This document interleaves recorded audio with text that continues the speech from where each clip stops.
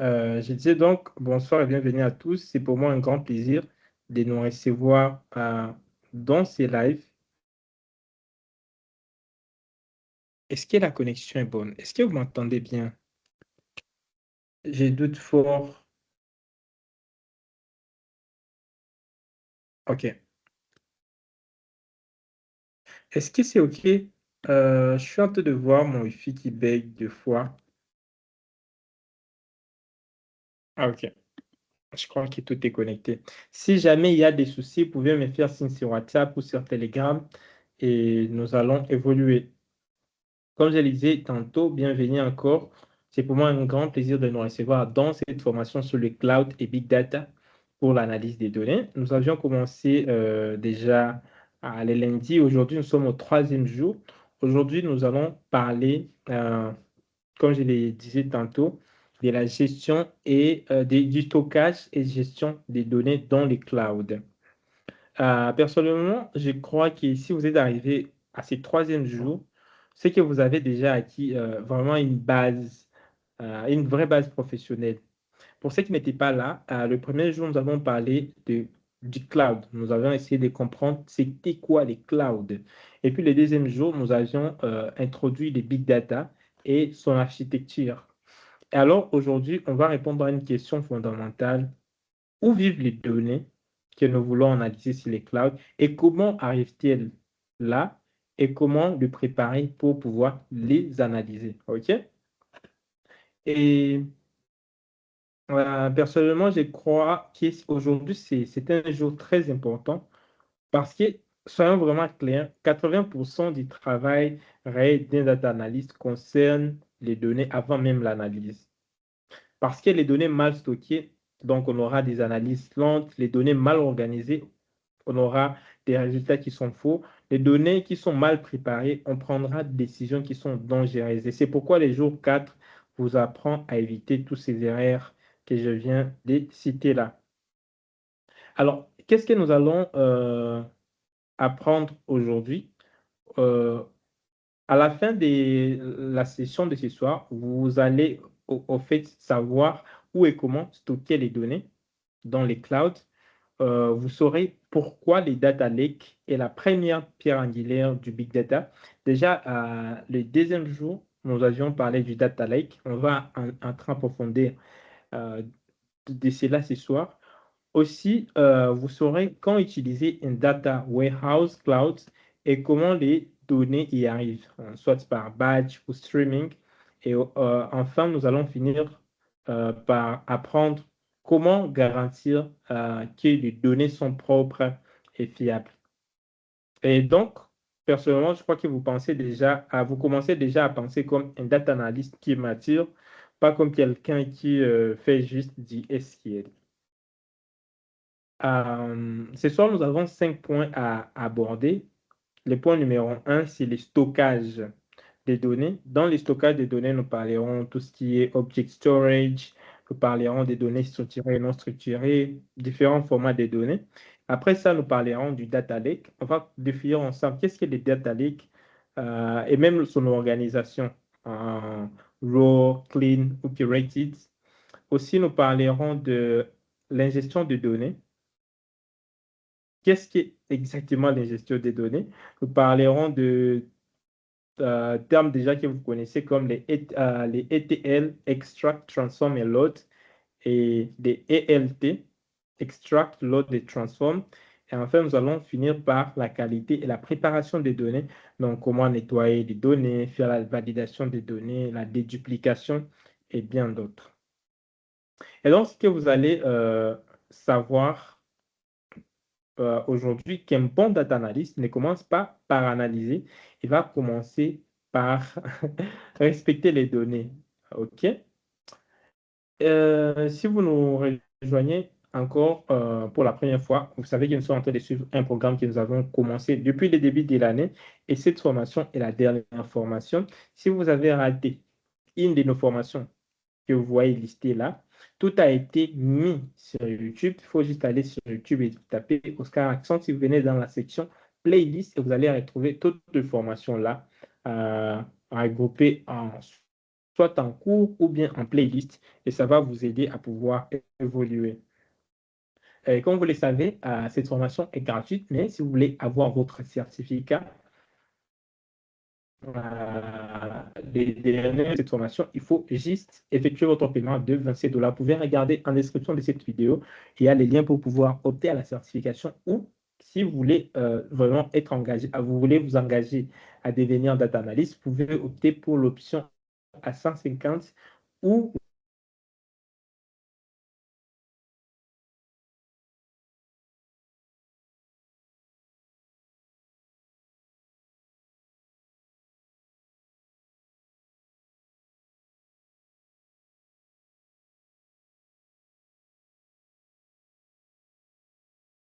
ma passion, c'est de partager avec vous ce que j'ai appris jusque-là. S'il y a des questions, vous pouvez rejoindre soit les groupes Telegram en scannant ces codes ou la chaîne WhatsApp et vous allez entrer en contact avec les autres sans problème. Donc, si jamais vous avez des questions, utilisez ces deux moyens, soit WhatsApp, soit Telegram. Et si vraiment la question est complexe, vous pouvez me contacter directement via Telegram à cette adresse-là. J'espère que vous m'entendez bien. Je vois comme si la connexion est en train de bugger, mais est-ce que vous m'entendez bien?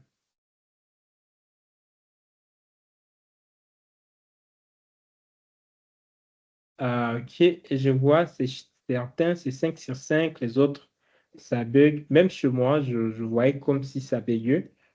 OK, comme ça, c'est bon. Et donc, on peut continuer. Merci beaucoup pour ceux qui nous font des retours.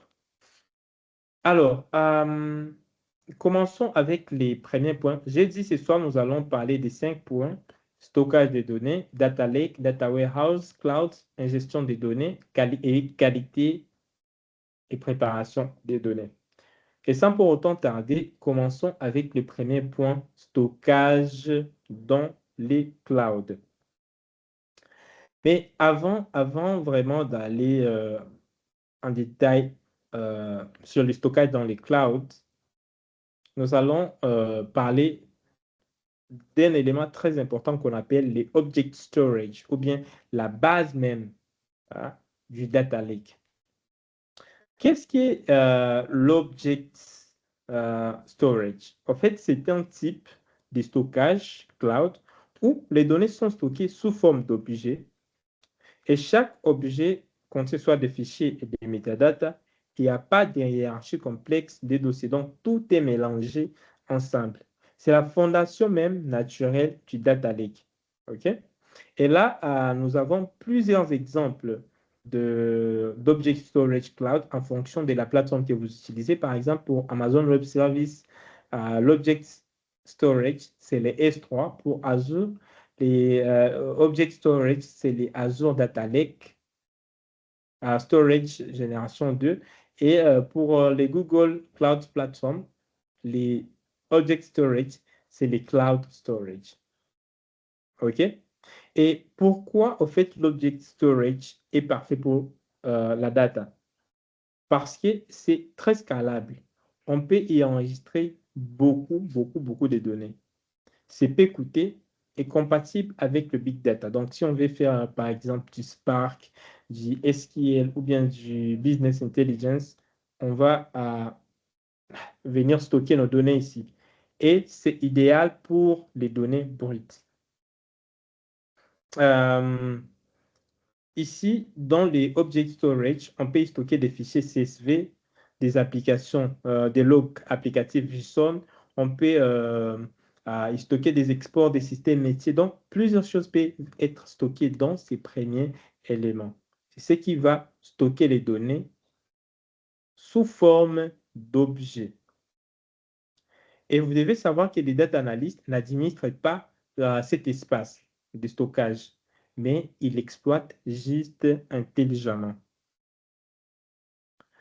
Parlons un peu des types de données dans cette partie Object Storage. Dans l'Object Storage, nous pouvons avoir plusieurs types de données. OK? nous pouvons avoir des données structurées. Quand je parle des données structurées, là, on a des colonnes, des tables, des colonnes ou des types. Prenez par exemple que vous pouvez avoir dans une base de données de vente la table client ou bien la table vente ou la table fournisseur. Là, c'est facile à analyser même avec SQL. C'est ça ce qu'on appelle des données structurées. Les données semi-structurées, au fait, ce sont des données qui ont une structure un peu partielle et le format est un peu flexible. On peut avoir des fichiers JSON, on peut avoir des logs de serveurs. Et ça, c'est très courant dans le big data. Nous avons un autre type de données ici au milieu qu'on appelle les données non structurées. Et donc, pas de structure. Vous pouvez voir, j'ai mis tout et PLML comme ça. OK? Pas de structure. Et là, on peut avoir par exemple des textes, des vidéos, des images. Et ça, c'est souvent stocké dans les data lakes. Ce que vous devez retenir en tant que data analyst est que toutes les données finissent souvent dans les data lakes, qu'on va voir tout à l'heure. OK? Et l'analyse, c'est fait après structuration. OK? On va structurer les données en fonction de leur type avant de faire l'analyse. Et donc, les clouds vont juste nous permettre de tout stocker sans trier au départ. Parlons des différents formats de données. Je pense dans la formation que nous avons tenue, nous avons vu plusieurs formats de données. Nous avons parlé des formats CSV. Je crois qu'on avait une fois parlé du format JSON. Les parquets, on n'avait pas parlé de ça. Et les Avrio, on n'avait pas parlé de ça. Ce soir, je vais essayer de vous parler de ces deux autres formats. Comme vous le savez, les CSV, c'est le format le plus courant, en fait. C'est très courant.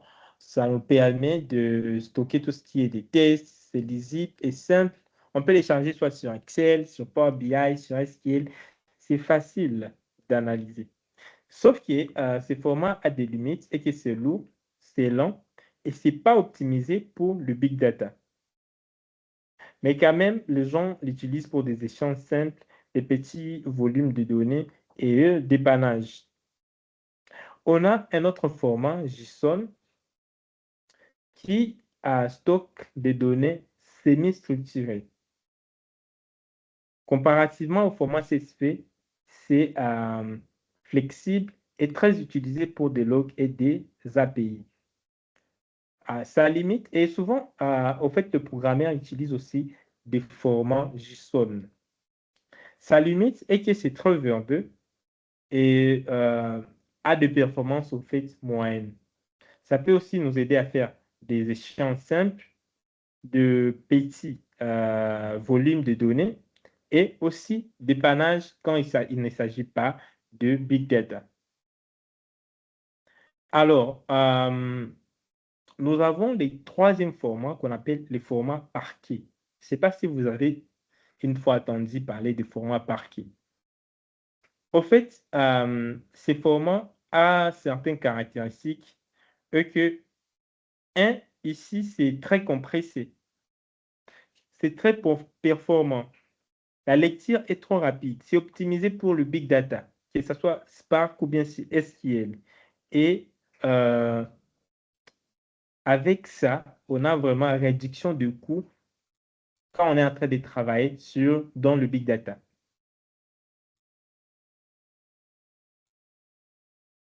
OK? Et c'est utilisé dans les données analytiques, dans les tables finales et dans les data warehouse clouds que nous allons voir par la suite.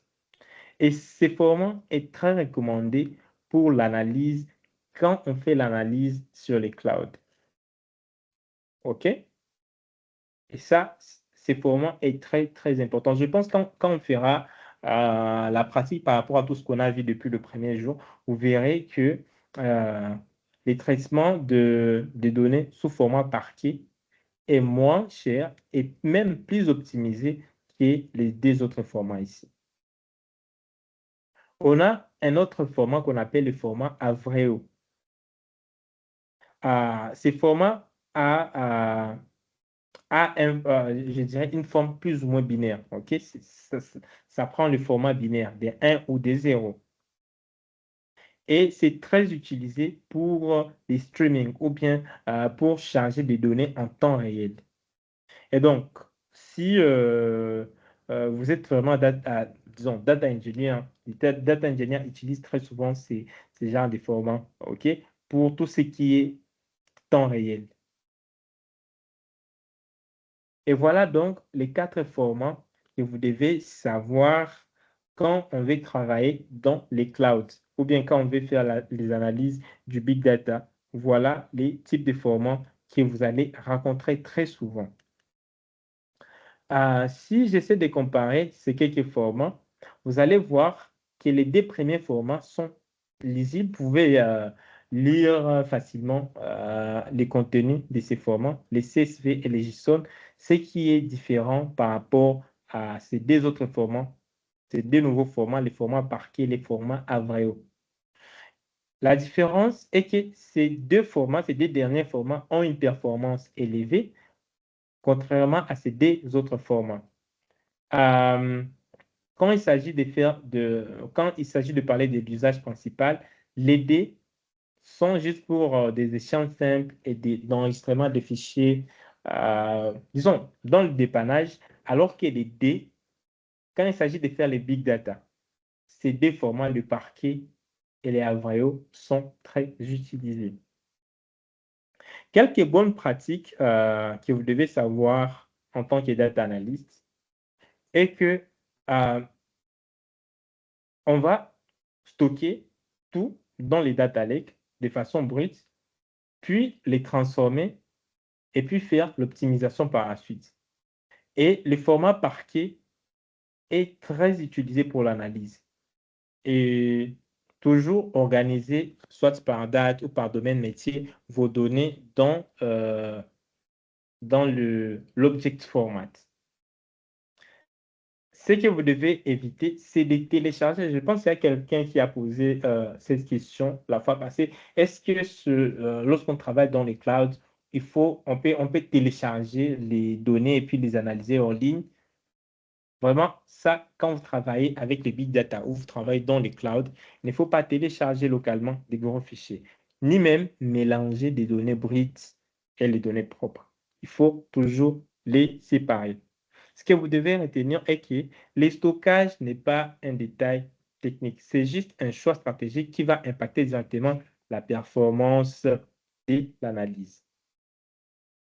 Je crois que vous comprenez c'est quoi les storage, les object storage. C'est juste un type de stockage dans les clouds où les données sont stockées sous forme d'objets. Et je parlais des types de données et aussi j'ai parlé des formats de données. Cela nous amène au deuxième point. Parlons maintenant du data lake. Déjà, l'avant-dernière leçon, j'avais introduit c'était quoi les data lakes. Mais pour ceux qui n'étaient pas là, nous avions dit que les data lakes, c'est juste un espace. Comme on peut même traduire littéralement un data lake, c'est au fait un lac de données. C'est un espace de stockage centralisé qui va nous permettre de conserver toutes les données dans leur format brut ou transformé à grande échelle pour des usages analytiques futurs. Contrairement au data warehouse que nous allons voir par la suite, on ne structure pas tout au départ. Ici, tout est mélangé dans ces lacs de données. OK? Et on stocke tout pour pouvoir analyser après.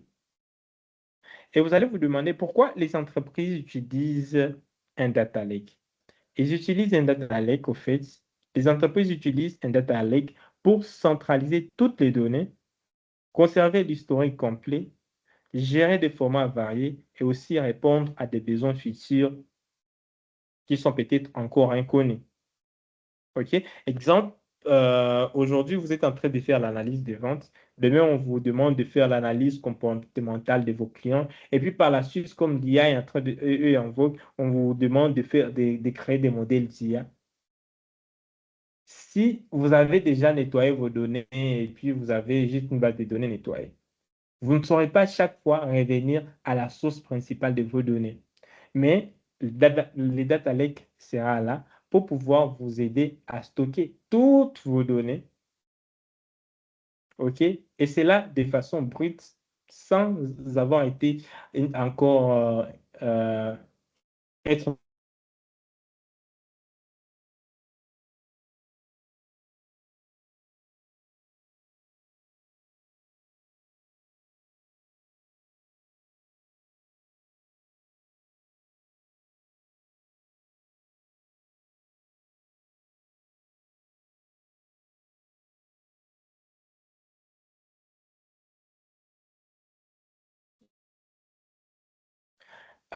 Je disais donc, il y a deux fois un risque majeur qui peut arriver qu'on appelle souvent les data swamps. En fait, les data swamps, c'est quand un data lake est mal organisé. Les données sont non documentées et les fichiers sont inutilisables. Et les résultats, personne ne fait confiance aux données, les analyses vont devenir incohérentes et on aura beaucoup de temps perdu. Et donc, un data lake sans règle est un problème, pas une solution. Nous verrons comment pratiquement, je pense que ça sera les derniers jours, on va faire la pratique, comment on peut éviter les data swamps, comment on peut éviter d'embrouiller notre data lake afin de pouvoir avoir des données vraiment qui seront utiles pour des analyses futures. Euh, Parlons un peu de l'organisation du data lake. Au fait, la meilleure pratique.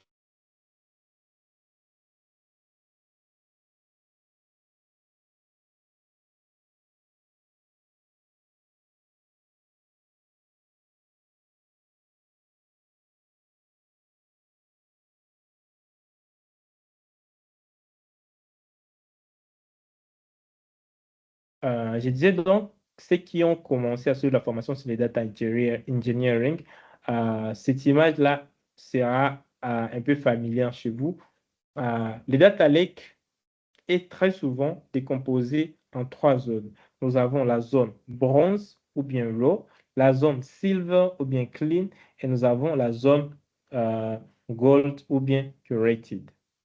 Ici, dans la zone raw, c'est là où on va stocker toutes les données brutes, sans aucune modification. Et là, on peut avoir des fichiers CSV, JSON, des logs, des exports système. OK? Et là, il n'y a aucune source de vérité. La liste directe ne sera faite ici. Donc, c'est l'entrée principale de toutes nos données à partir venant de nos différentes sources. Après ça, on va décomposer notre data lake dans la deuxième zone qu'on va appeler la zone silver ou bien clean. Ici, dans cette zone, nous aurons les données qui sont nettoyées, les types de données qui est corrigé et des colonnes qui sont renommées. Donc là, on fait la première transformation. Et donc ici, par exemple, on peut standardiser les dates, on peut corriger tout ce qui est valeur nulle et modifier tout ce qui est incohérence dans le format. Ici, les données sont un peu prêtes, je dirais même prêtes pour l'exploration. Parce que dans ces exemples que j'ai donnés ici, déjà, on a des dates qui sont standardisées, les valeurs nulles qui sont traitées, cohérentes. Nous avons alors la troisième zone qu'on appelle la zone Gold. Ici, on a les données qui sont déjà vraiment prêtes à être analysées. OK? Et c'est ici même, dans cette zone Gold, que les data analysts va plus travailler. OK? Voilà là les trois zones euh, qui forment très souvent les data lakes et c'est la structure, je dirais, standard que les data engineers ou bien les data analysts utilisent pour pouvoir décomposer ou pour pouvoir organiser les data lakes. J'ai mis ici un exemple. Par exemple, vous pouvez avoir votre data lake là, vous voulez subdiviser en trois. Et dans la première zone, nous avons appelé ça bronze. On va mettre, par exemple, les fichiers vente, les logs, des fichiers des clients. Et puis, dans la partie clean ou bien la partie silver, on va enlever tout ce qui n'est pas nécessaire, comme tout ce qui est log, OK? Et laisser des éléments qui sont très importants. Et puis, dans la partie gold ou bien curated, on va laisser tout ce qui est KPI de vente ou bien les segments clients. Et vous pouvez voir, là, c'est plus visible, c'est clair et maintenable. Avant de passer au deuxième point, au troisième point, parlons de, parlons de gouvernance des données. C'est quoi, en fait, qu'est-ce qui est la gouvernance des données? La gouvernance des données, comme je l'ai écrit ici, c'est au fait des règles, des responsabilités et de la traçabilité. L'objectif ici, c'est que tout le monde fasse confiance à vos données. Imaginez, vous voulez analyser les données et certains ne sont pas d'accord sur la fiabilité de vos données parce qu'elles ont été collectées pêle-mêle. OK? La bonne gouvernance des données va établir des règles, des responsabilités et de la traçabilité de vos données dans l'objectif que tout le monde qui va travailler sur vos données fasse confiance aux données que vous allez traiter. Et les éléments clés de gouvernance des données sont à trois. Nous avons les catalogages, la sécurité et la qualité. Par catalogage, je fais référence à la description des datasets de votre base de données, à la définition du propriétaire des données et aussi à se rassurer que les dates sont mises à jour. Les dates de mise à jour, autant pour moi, les dates de mise à jour de vos données. On doit avoir une vérité unique par rapport aux données. La deuxième chose, ou bien le deuxième élément clé de gouvernance des données, c'est la sécurité. On doit se rassurer qu'on a des accès qui sont contrôlés et des rôles qui sont bien définis. Le troisième élément clé de gouvernance des données, c'est la qualité. On doit se rassurer que les données sont validées et que les indicateurs qu'on utilise sont des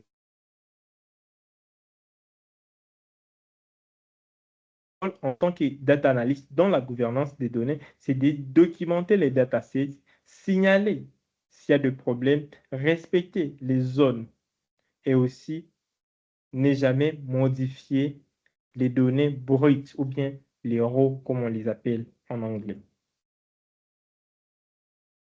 Quelles sont les bonnes pratiques dans les data lakes que vous devez retenir? C'est toujours séparer les trois zones ici. OK?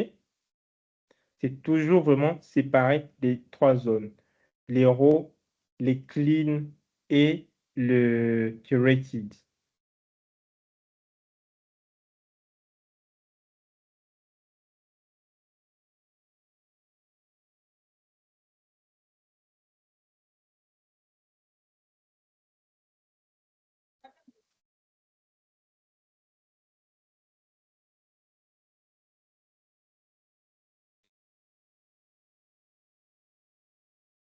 Je disais la troisième chose, c'est de nommer correctement et c'est là clairement les dossiers et les fichiers. Et si possible, versionner des données. OK? Et GitHub est là pour nous aider à pouvoir faire des versionning des données. Ce qu'il faut vraiment éviter, c'est venir mélanger toutes vos données et modifier les données à partir de la source. J'avais dit que les data analystes ne vont pas vraiment modifier ni même toucher les données à partir des jours, mais plutôt pouvoir accéder ou bien traiter les données dans la zone gold. Ce que vous devez retenir, c'est qu'un data lake qui est bien organisé va accélérer l'analyse, alors qu'un data lake qui est mal organisé va la détruire. Parlons du troisième point. S'il y a vraiment des questions, vous pouvez écrire dans les chats ou bien en description de cette vidéo ou bien quand je vais finir mon exposé, vous allez poser des questions et nous allons évoluer correctement. Mais jusque-là, je vais me rassurer si vous me suivez encore, si tout est OK. Est-ce que vous m'entendez convenablement? Monsieur Gédéon, Monsieur Gaston, est-ce que vous m'entendez bien? Oui, coach, Ah, OK. on est là, on vous attend. D'accord. OK. 5 sur Merci 5. beaucoup. Comme ça me rassure. Merci beaucoup. Comme ça me rassure que je ne suis pas seul. Voilà, parlons du troisième point qui est le Data Warehouse Cloud. Oui, il y a quelqu'un qui veut parler? Oui, c'est moi, monsieur Gédéon, je voulais demander quelque chose, si je peux. Ah oui, monsieur Gédéon, on peut vous voir ou bien vous fermez la caméra. On voit que Non, vous je êtes peux en cours fermer de la caméra. C'est pas encore le route, oui, mais je voulais demander quelque chose. Est-ce OK. que je peux? Est-ce Oui, qu'on n'aura pas, genre, comme pratique, parce que c'est pour rester tellement bien, magnifique, hein? Si je vous demande, ça peut être en pratique, si vous voulez, c'est en pratique. La théorie est bonne, ça me plaît énormément, mais la pratique est plus meilleure pour capter. Pas capter. voilà. Comme je l'ai dit, nous aurons la pratique les derniers jours pour pouvoir mettre en place, pour pouvoir implémenter tout ce que nous avions dit. Nous avions parlé du cloud, nous avons parlé du big data. Aujourd'hui, nous sommes en train de parler du stockage. Demain, nous allons parler de l'analyse des données dans les clouds, comment analyser les big data. Et puis, le cinquième jour, nous allons mettre tout ça pratiquement. Je pense que nous allons travailler soit avec AWS ou bien Azure ou bien les GCP de Google. Donc, c'est important d'abord de prendre et de comprendre cette théorie avant que même nous puissions faire ça pratiquement. D'accord? Les derniers D'accord, jours, mais il y aura la pratique de tout ce s'il vous plaît, qui a pardon. été dit. Ok, coach, s'il vous plaît. Mais est-ce que ça va vous permettre de continuer ça, même 2 jours, 3 jours pour la français? Parce que moi, j'ai vraiment aimé, je me suis retrouvé à cette partie. Je suis vraiment data cloud, je suis vraiment le les gens. Est-ce que vous pouvez nous donner même ça, même 3 jours, et nous aider vraiment, parce que les cours sont vraiment tellement bons, la pratique est vraiment meilleure pour la meilleure compréhension. Si vous pouvez nous avancer même bien 3 jours, je ne sais pas moi, je vous demande seulement. D'accord, nous verrons bien. Et je pense déjà l'année prochaine, comme je vis, il y a plusieurs personnes qui ont suggéré que nous puissions travailler sur la data engineering. Donc, si on fait la data engineering, on aura toujours à revenir sur des notions qui sont abordées ici. Merci, coach. Je suis vraiment content. Merci. D'accord. Je pense que nous allons continuer. Je disais donc, nous allons parler du troisième point qui est les Data Warehouse Cloud. Rappelez-vous, ce soir, j'ai dit que nous allons parler de 5 points. On a parlé déjà de stockage des données. Avec le Object Storage, nous avons parlé du Data Lake. C'est l'espace qui va stocker toutes nos données de façon brute, mais divisé en 3 zones, les gold, silver et les... nous avons parlé du gold, du silver et de bronze. OK.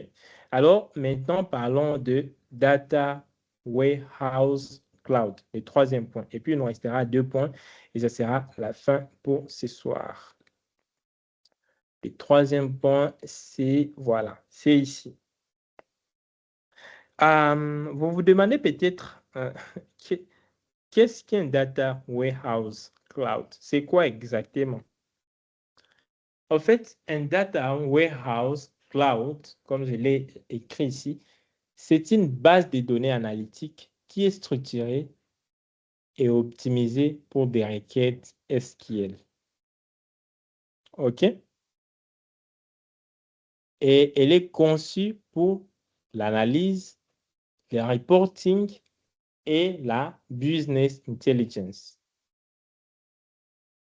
C'est juste une base de données analytiques qui est structurée, optimisée pour les requêtes SQL et conçue pour l'analyse et les reporting ainsi que les business intelligence ou bien BI.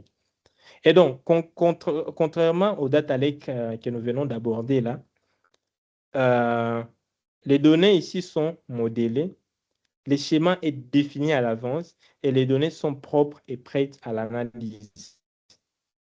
Alors, pourquoi les data warehouse est essentiel?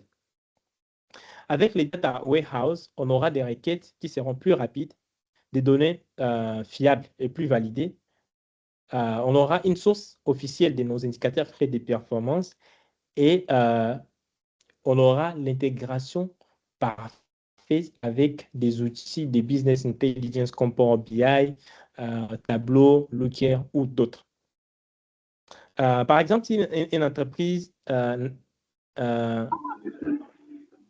par exemple, on peut dire à l'entreprise, si ce n'est pas, si on n'a pas de données qui sont dans les data warehouse, donc ce n'est pas officiel, donc on ne va pas les traiter ni même l'analyser.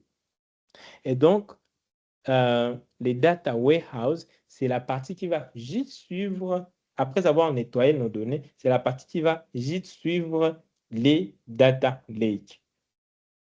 Et si j'essaie de comparer, OK, les data lake ainsi que les data warehouse, vous allez voir que dans les data lake, nous avons des données qui sont brutes et variées, alors que dans les data warehouse, nous avons les données qui sont structurées. Ici, on a les schémas à la lecture, aussi ici, schéma à la lecture. Les coûts, quand on utilise les outils cloud, ici, le stockage, on a un faible stockage, alors ici, on va optimiser nos requêtes. Si on essaie d'écrire des codes SQL dans les data lake, la performance ici est moyenne, alors qu'ici, la performance est excellente. Et comme je le disais tantôt, les publics cibles pour travailler dans les data lake, c'est plutôt les data engineers et éventuellement les data scientists, alors que les data warehouse, c'est plutôt les data analysts ou bien les business intelligence developers qui travaillent ici. Et les données qui sont ici peuvent être utilisées pour faire de l'exploration ou bien du machine learning, alors que les données qui sont stockées dans les data warehouse peuvent être utilisées pour les reporting et la création des indicateurs créés de performance que nous appelons les KPI. Et donc, ce que vous devez savoir, que ces des endroits ici sont complémentaires et non concurrents, comme je l'avais dit le premier jour que j'avais introduit les concepts du data lake et les concepts du data warehouse. Et l'architecture typique qui tend du data lake vers les data warehouse, on commence par se connecter aux sources et puis on passe dans les data lakes qu'on va subdiviser en 3 zones: bronze, silver et puis gold. Après avoir nettoyé nos données ici, on va les stocker dans les data warehouse cloud où les data analysts vont pouvoir se connecter et pouvoir faire les tâches d'analyse des données habituelles. Et donc, ce que vous devez retenir là est que les data warehouse consomment directement les données qui viennent des data lakes, cette dernière partie, curated, et dans les data warehouse cloud, les données sont déjà nettoyées et agrégées avant d'être utilisées par les data analysts.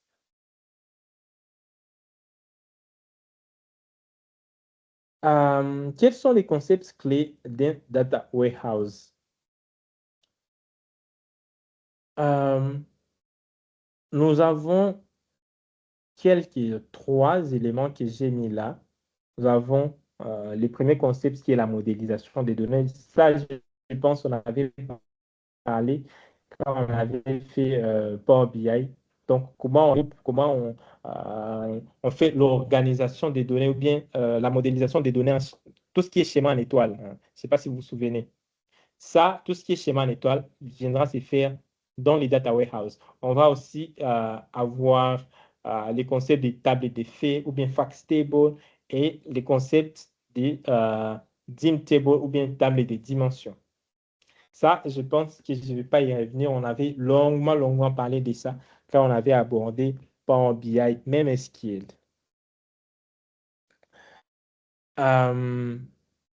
Quelques exemples des data warehouse dans les clouds. Au fait, il y a, en fonction de fournisseurs que vous utilisez, on aura plusieurs exemples. OK?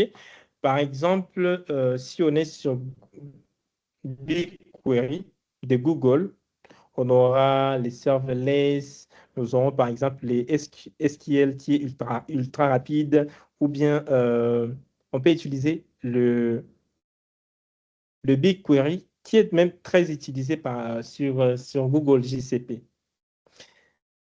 Snowflake, nous avons aussi les Azure Synapse Analysis qui est intégré directement à l'écosystème Microsoft et qui est même fort avec Power BI. Et enfin, nous avons les Amazon Redshift, OK?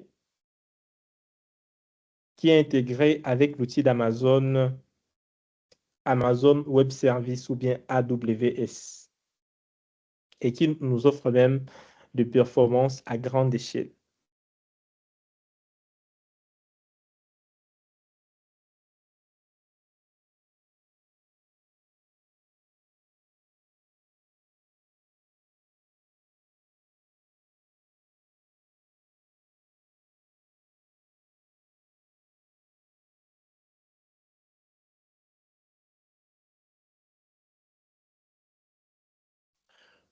Ce qu'il faut retenir est que les data lake va tout stocker et les data warehouse va venir expliquer le business, va venir nous aider à voir des données qu'un data analyst va utiliser. Je crois que ce schéma ici va même résumer tout l'essentiel de ces deux concepts clés que je viens de vous donner là.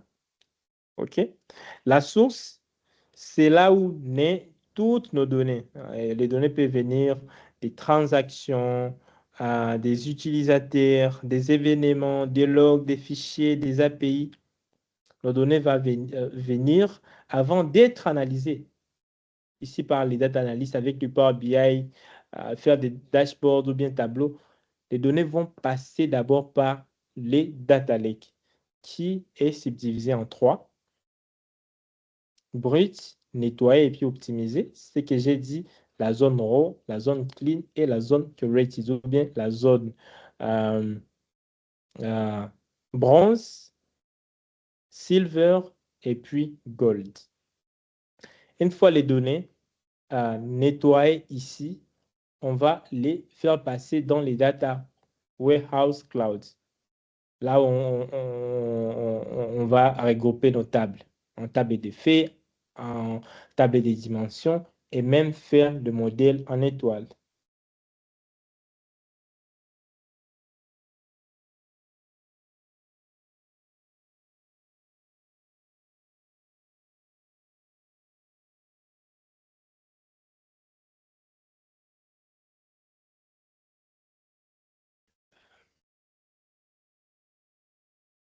Et donc, on n'analyse pas directement dans les data lakes, comme je l'ai dit.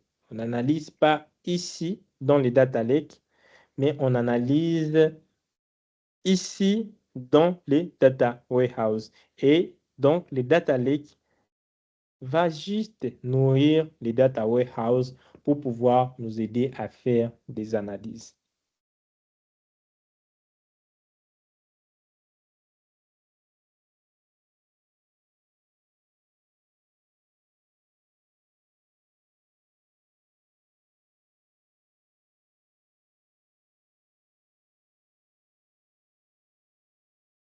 Dernier point.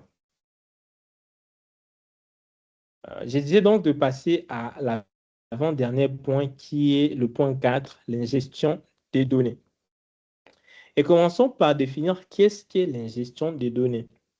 En fait, l'ingestion des données, c'est juste le processus qui va consister à collecter les données depuis plusieurs sources et les amener dans les systèmes de stockage, soit les data lakes ou les data warehouse. Et ce que vous devez savoir en clair est que les données naissent normalement ailleurs et doivent être transportées et puis stockées et préparées avant d'être analysées. Et on a plusieurs sources, OK, typiques d'ingestion. On peut avoir la source des données comme dans des bases de données, que ce soit MySQL, PostgreSQL ou Oracle.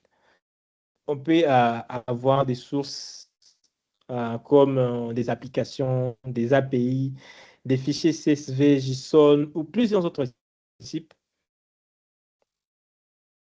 des sources de nos données. En fait, il y a des grands types d'ingestion des données que je pense que c'est très important que vous puissiez savoir. Nous avons l'ingestion qu'on appelle l'ingestion batch et nous avons l'ingestion streaming. L'ingestion batch, au fait, a quelques principes. Ici, les données sont collectées par l'eau. Vous pouvez voir, on a de l'eau ici et à des intervalles réguliers. Par exemple, vous pouvez automatiser que vos données seront collectées toutes les nuits ou bien toutes les heures ou bien même une fois par jour. Et il y a plusieurs cas d'usage des données batch. Vous pouvez dire, par exemple, vous voulez alimenter vos rapports d'une manière quotidienne, ou bien vous travaillez pour une banque et vous voulez collecter des données financières. Et c'est là, après chaque seconde, donc c'est vous qui définissez si vous voulez utiliser l'ingestion par batch qui nous permet de collecter les données par lot et c'est là dans des intervalles réguliers. Son avantage est que c'est facile à mettre en place, les coûts est maîtrisé et c'est facile à maintenir. Le problème est que ce n'est pas, ça ne nous permet pas d'avoir des données en temps réel.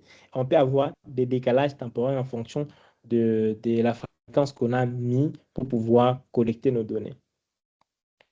Ce qui va même nous amener au deuxième type d'ingestion qu'on appelle l'ingestion en temps réel ou en anglais streaming. OK? Ici, les données arrivent en continu et les événements sont traités instantanément. Imaginez que vous voulez analyser les comportements de l'utilisateur sur votre site e-commerce, comment il fait passer la souris. Et ça, c'est à analyser en temps réel. OK? Et les banques utilisent ce type d'ingestion pour la détection des fraudes, des monitoring en temps réel et dans beaucoup d'autres cas qui fait référence au temps réel. Ces avantages c'est qu'on a des données qui sont fraîches, on a la réactivité maximale et on a des cas d'usage qui sont avancés. Le problème est que c'est un peu complexe. Les coûts sont plus élevés quand vous travaillez sur les clouds et on doit avoir des suivis qui est nécessaire. Comme on le dit souvent, le monitoring doit être nécessaire ici. Si j'essaie de comparer les deux, le batch, les types d'ingestion en batch ou bien les types d'ingestion en streaming, Ici, dans le batch, la fréquence de chargement des données est périodique, alors que dans le streaming, c'est continu. La complexité ici est faible, alors qu'ici, c'est élevé. Les coûts que vous payez chez le fournisseur cloud, que ce soit Amazon Web Services ou bien Google Cloud Platform, le coût ici, c'est faible, alors qu'ici, le coût est élevé. On l'utilise très souvent dans le reporting, alors que le streaming, on l'utilise pour les temps réels. Est-ce que les data analysts utilisent plus le batch ou bien le streaming? Très souvent, c'est les batchs que les data analysts utilisent et pas trop souvent les streaming. Parce que là, on a des données qui sont en temps réel et des outils comme Power BI ne gèrent pas très bien les temps réels. Et c'est pourquoi même 90% des data analystes vont travailler d'abord en batch avant même de passer au temps réel qui est le streaming. Parlons du dernier concept de l'ingestion des données qui est le ETL et les ELT. Je pense qu'on avait parlé des SQL, des Excel, voilà, d'Excel, quand on avait parlé normalement de Power Query, nous avons évoqué cette notion de ETL, qui est Extract, Transform et Load. Ici, dans les ETL, on va commencer par extraire nos données des différentes sources, et puis on va les transformer, on va transformer les données, et puis on va les charger.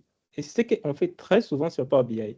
On commence par extraire les données, les transformer en cas de nécessité, et puis les charger. Mais quand on est dans les big data, on commence par extraire et faire directement les chargements, et puis la transformation va venir après, ce qu'on appelle même les extract, load et transform. Et les data lake est parfait pour les extract, load et transform. Et vous allez me demander pourquoi,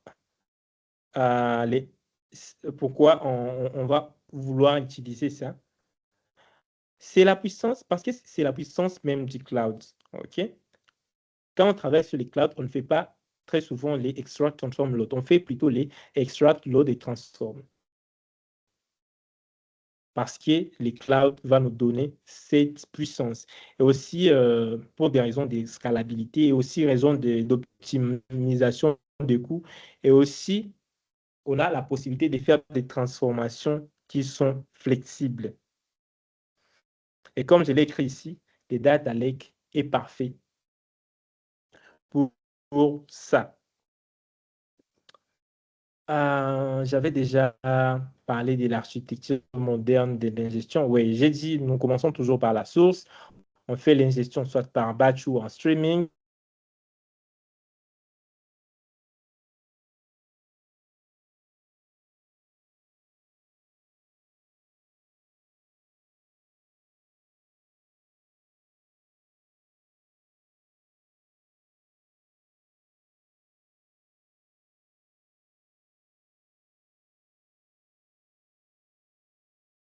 Et après cela, les données seront envoyées dans les data warehouse.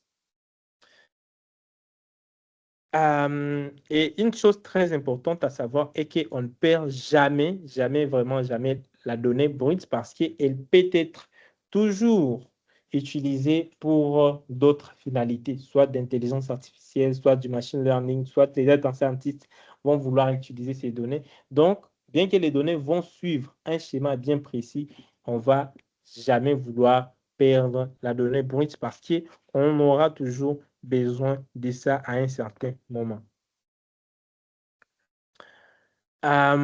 Ici, je vous ai mis différents outils qu'on peut avoir dans différents batchs.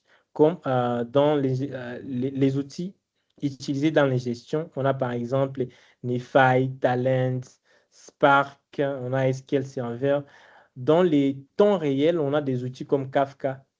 Ces outils, en fait, c'est très utilisé par les data engineers. Pour nous, data analysts, c'est vraiment, OK? C'est vraiment en termes d'information. Même l'ami a demandé pourquoi on ne fait pas trop de pratique. La matière est très intéressante, mais ce n'est pas trop pratique. Oui, pour la pratique, c'est pour les data engineers plus. Non, pour les data analysts, c'est important de comprendre comment les flux fonctionnent sans pour autant chercher à trop configurer. Bien qu'ensemble, on va faire un cas pratique et configurer tout. Mais quand il s'agit des temps réels, là, on ne parlera pas de ça. Parce que les analystes, vraiment, ne sont pas plus dans l'ingestion des données. Voilà. Voilà quelques outils là qui peuvent nous aider à faire l'ingestion, que ce soit en batch ou bien en temps réel ou bien streaming. Et les rôles du data analyst dans l'ingestion, c'est de comprendre d'où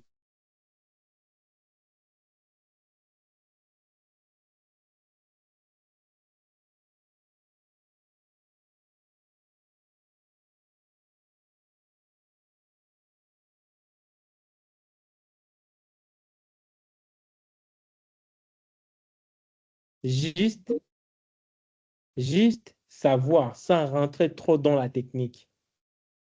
Et donc, vous devez aussi savoir que l'ingestion, c'est comme la circulation sanguine de la donnée. On a les données en batch pour la stabilité, streaming pour la réactivité et extract, load, transform pour la puissance du cloud.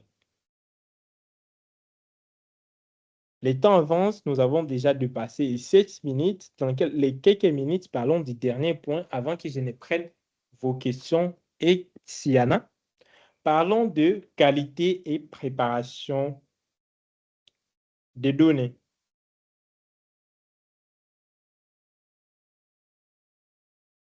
OK.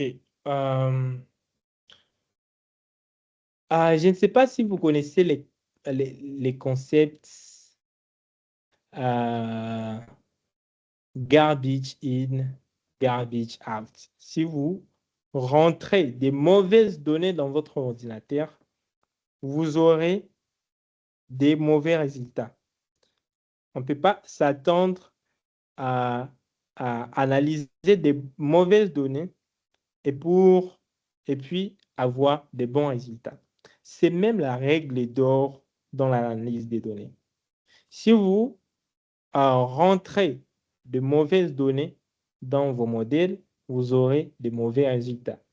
Garbage in dans votre ordinateur, vous aurez les garbage out. Et donc, si les données sont de mauvaise qualité, les analyses aussi seront fausses, les décisions seront mauvaises et la confiance sera perdue. Et donc, à l'entreprise, on ne croit plus aux chiffres. Si on ne croit plus aux chiffres que vous avez affichés comme indicateur clé de performance, et donc il y a échec de votre projet data. Quels sont les principaux problèmes de qualité des données? En fait, il y a plusieurs. Moi, j'ai listé ces quelques problèmes ici. On a très souvent des problèmes des données manquantes. On a, par exemple, dans nos données, certains champs qui sont vides ou bien des valeurs qui sont nulles. On a des données incorrectes, soit des valeurs qui sont impossibles. Imaginez quelqu'un, tu vois dans sa base de données qui dit l'âge, monsieur X a l'âge moins 10. Est-ce que quelqu'un peut avoir un âge négatif? Ça, ce sont des valeurs qui sont impossibles ou bien des erreurs humaines. On peut aussi avoir le problème des données qui sont incohérentes. Donc, les formats ne sont pas corrects. Par exemple, les formats date ou bien les libellés qui sont non standardisés. On peut aussi avoir les problèmes des duplicats. des duplicats. Les données sont souvent dupliquées. On a une personne dans une base de données qui a été enregistrée plusieurs fois. Et si on avait une donnée, si on a plusieurs données qui sont dupliquées, ça peut nous amener à des problèmes, des résultats que nous aurons à voir. Et aussi, l'autre erreur ou bien l'autre problème sur la qualité des données, c'est de fois que les données sont obsolètes, si les données ne sont pas mises à jour ou bien on a eu des retards d'ingestion. Voilà là les principaux problèmes des qualités des données. Et avant vraiment d'analyser nos données, on doit s'assurer qu'on a essayé de vérifier les 5 problèmes ici. Est-ce qu'on n'a pas de données manquantes? Est-ce que les données sont correctes? Est-ce que les données sont cohérentes? Est-ce que les données sont propres et non dupliquées? Est-ce que les données sont mises à jour? Voici au fait 4 étapes clés de la préparation des données. On commence toujours par nettoyer les données, donc supprimer les doublons, faire la correction des erreurs, faire les traitements des valeurs nulles. Deuxième chose, faire la standardisation. Avoir les formats uniques pour les dates, pour le monnaie, pour les textes, pour les chiffres. Donc, standardiser les formats. La troisième étape clé, c'est la validation des données. C'est assurer que, par exemple, vous analysez les ventes et dire que nous voulons juste analyser les montants qui sont supérieurs à 0 et vérifier si les dates de débit de fin est plus ou moins supérieure aux dates de débit si vous voulez analyser les dates et mettre tout ce qui est quantité, si vous êtes en train de faire des analyses des ventes, mettre tout ce qui est quantité en entier positive. Et aussi faire la déduplication, enlever tout ce qui est doublon, ajouter des clés uniques et supprimer tout ce qui est similarité. Je pense qu'on va faire la pratique comme je l'ai promis. On passera sur cette étape clé. Et vous allez voir que tout ce qu'on est en train de dire depuis le début ne forme qu'un tout.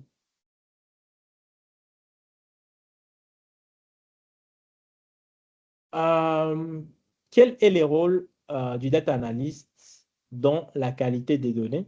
Ce qui va au fait faire l'analyse des données, c'est détecter les anomalies dans les données, définir les règles métiers, valider les résultats, documenter tout ce qui est transformation et alerter les équipes du data engineering s'il y a toujours des choses qui ne vont pas bien. Et ce qu'il ne faut pas toujours faire, c'est de construire vous-même des pipelines qui sont complexes. Ça, c'est pour les data engineers. Et comme les amis ont suggéré qu'on aborde à la data engineering l'année prochaine, peut-être là où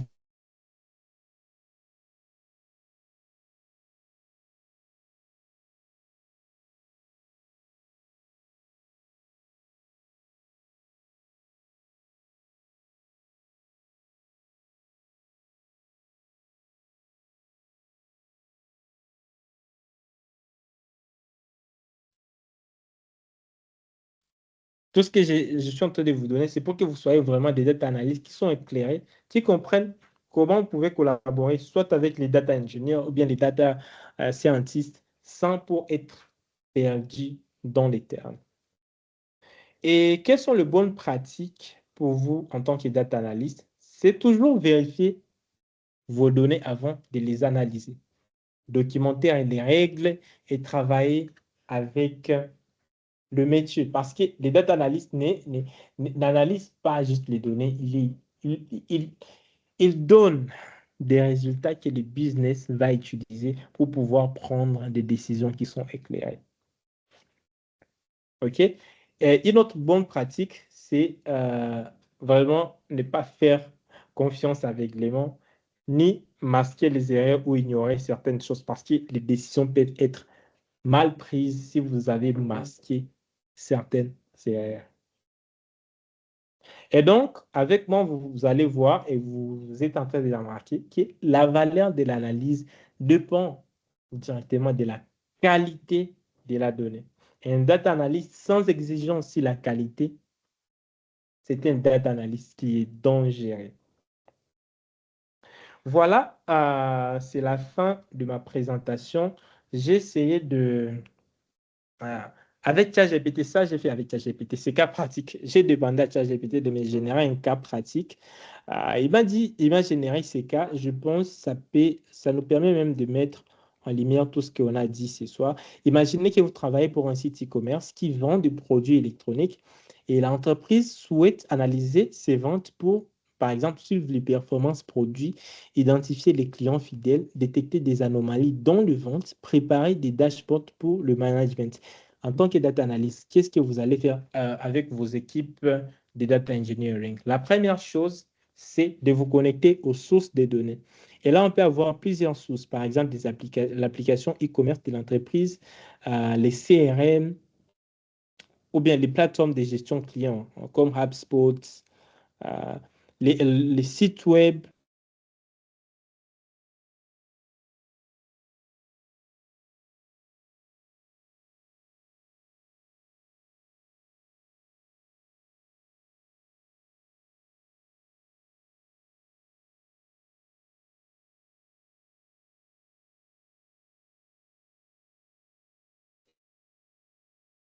On va récupérer tout ce qui est email, pays du client ou segment à partir des CRM.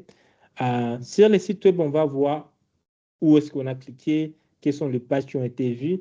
Et les fournisseurs, on va se rassurer qu'on a, par exemple, la disponibilité du produit qui va être acheté.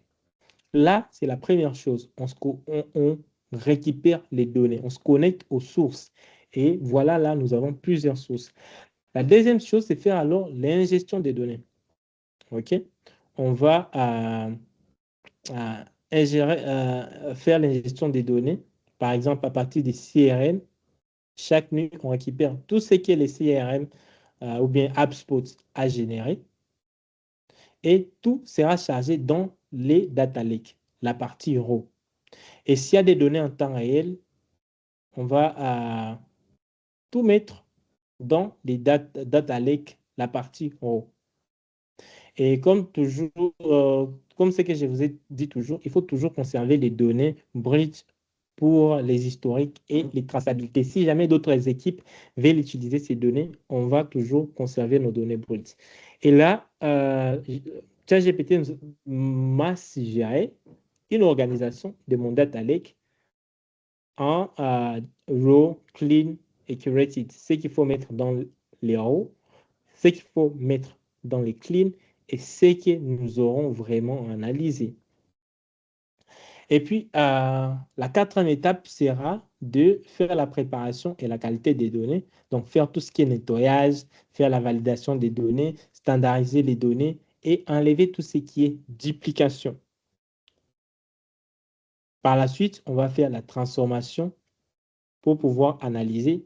Sans oublier, j'ai dit quand on est dans les clouds, on fait les ELT et non les ETL. Donc, on fait l'extraction, les chargements et la transformation. Donc, on quitte des clean vers les curated.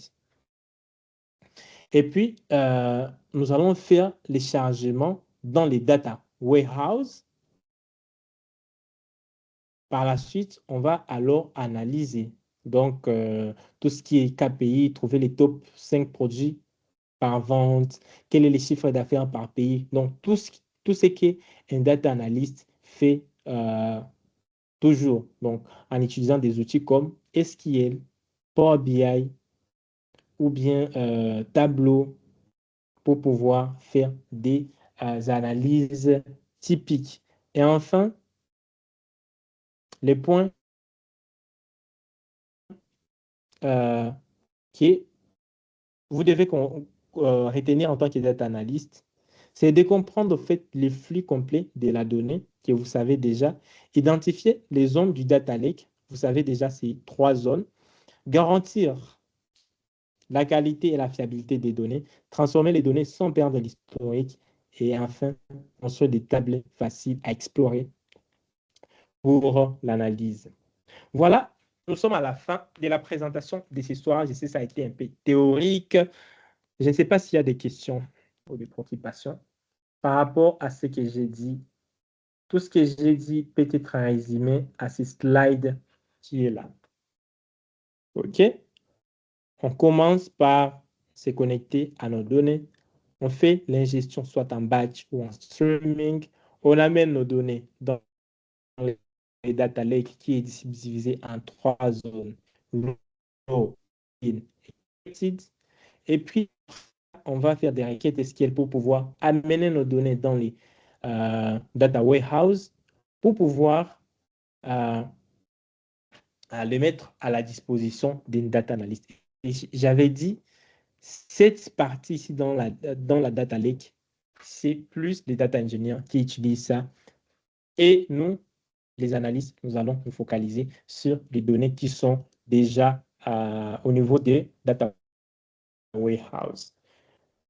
Tous les concepts que je vais vous donner, c'est juste nécessaire pour pouvoir comprendre comment les données sur qui et comment vous rassurer que vous avez des bonnes données que vous allez analyser. Et c'est à ce point que je vais prendre vos questions. S'il y a des questions, vous avez la parole. Je vois déjà monsieur Mamadou qui lève la main. S'il y a des questions, vous pouvez l'écrire dans les chats ou bien lever la main et je vais vous donner la parole. Monsieur Mamadou Aliou, vous avez la parole. Quelle est votre préoccupation? Bonsoir d'abord. Je suis très content encore de plus. Et concernant avec, même au niveau de premier slide là, dernier des slides que vous avez présenté, c'est quoi comme ça? Retournez derrière là. Je vais regarder. Le premier slide. Ça? J'avais utilisé un certain l'autre là, j'ai oublié ça là. Je pense. Venez remonter.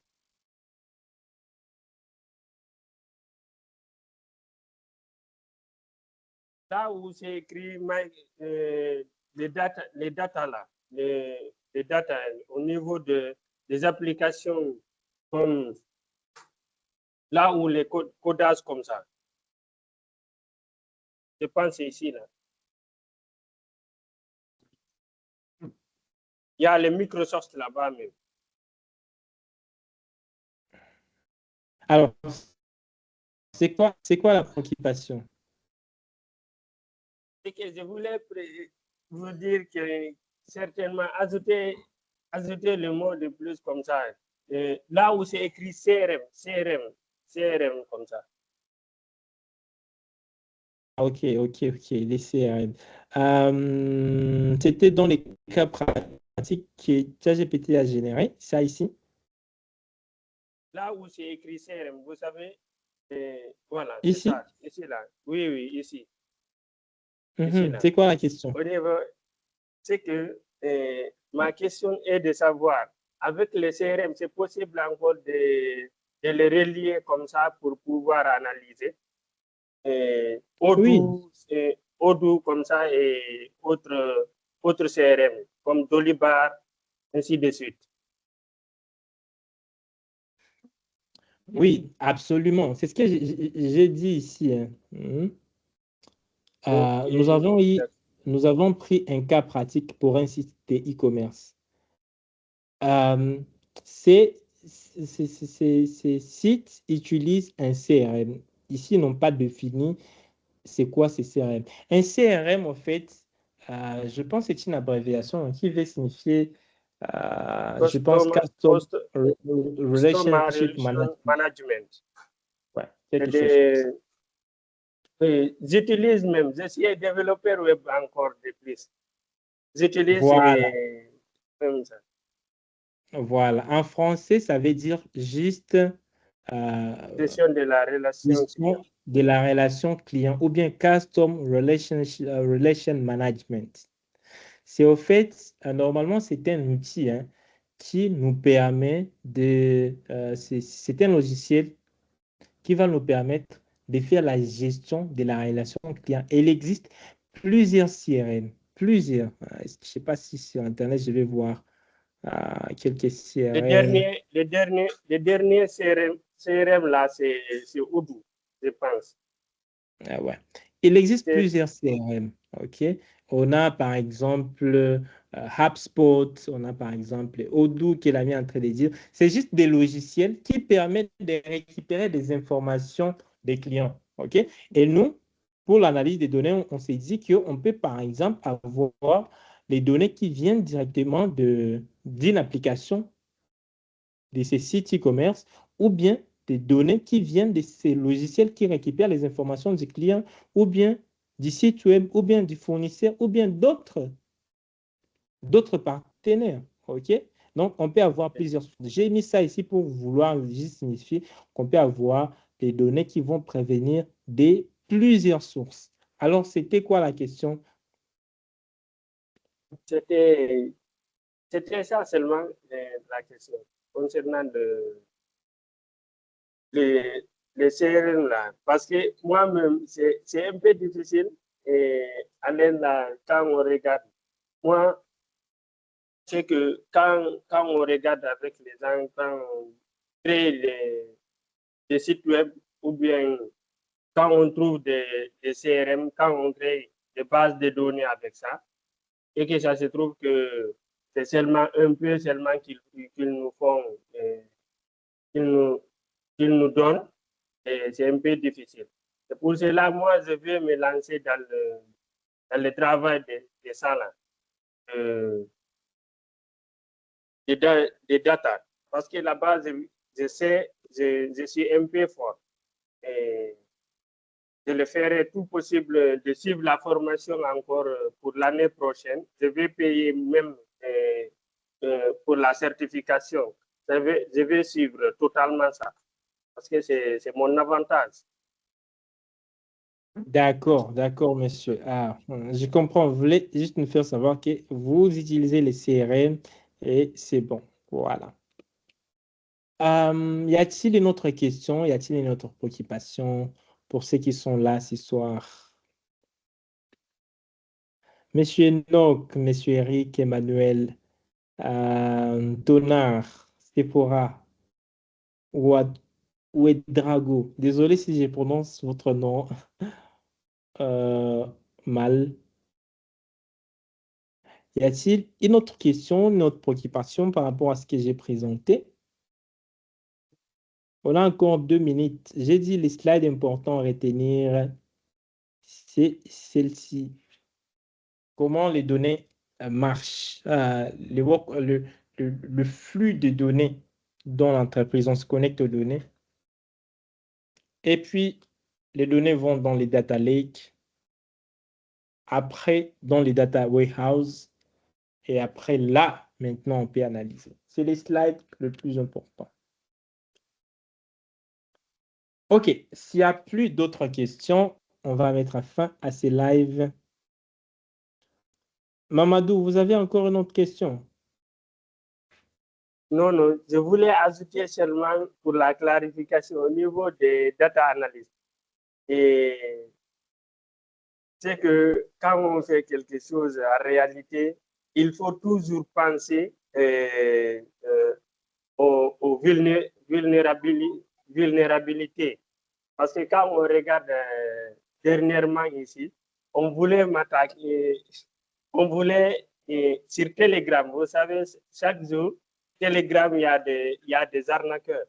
Il m'a envoyé des liens pour que je puisse cliquer et travailler avec lui en s'abonnant sur des pages que vous connaissez. C'est quand tu te mets en cliquant ça, ils vont te dire, ah, c'est directement, ils vont prendre toutes tes informations et voler de l'argent partout où tu es. Parce qu'à l'heure là, avec l'intelligence artificielle, c'est intégré même dans les applications de messagerie. C'est pour cela, quand on ne fait pas attention, ça va trouver que ces problèmes-là, on va avoir des gros ennuis comme ça. Mais ça, là, c'est bien clarifié. Votre présentation était meilleure même. C'est très bien compris. On va faire tout possible pour continuer l'effort que vous nous donnez là. Merci à vous. D'accord. Et je crois que c'est à cette note que je vais mettre fin à ce live de ce soir. Merci beaucoup à tous ceux qui ont été là. J'espère que vous avez appris deux ou trois autres mots, deux ou trois autres termes que vous attendrez très souvent dans les langages, dans le monde de la data. Et je pense que ça pourra vous être utile pour la suite. Sinon, merci beaucoup. On se retrouve demain pour la suite. Je pense que ce sera la dernière théorie que nous ferons avant que les derniers jours, nous puissions parler de la pratique, mettre ensemble tout ce qu'on a fait. On va utiliser un cloud, soit AWS, soit Azure de Microsoft, ou bien GCP de Google, et implémenter tout ce qu'on a dit et rendre ça plus ou moins clair. Déjà, demain, on va parler de comment analyser et traiter les données à partir du cloud. Merci beaucoup. On se retrouve demain et au revoir.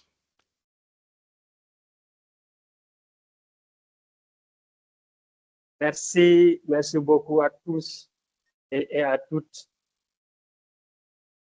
Les autres questions, on prend ça dans les groupes. Je vis que M. Steve a levé la main juste après. Merci et au revoir.